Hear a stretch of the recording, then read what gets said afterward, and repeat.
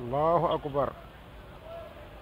gars yi gis ngeen de accident bi ngeen di dégg 26 ans fii la xewee sama buntu kër bi moom tey dama liggéeyoon dimanche sax moo tax feeguma ko mais dama wàcc rek jam ci sànq si ngoon la oto bi fii la daanoo si kaw pont diamalay fii la jógee daanu ci suuf oto baa ngi nii gis nga camion baa ngi nii xam ma remorque la xam ma frigo la xam ma nu mu demee nii dafa daanu nii xam ma camion suuf la gis nga moom leen di yéegal nii ah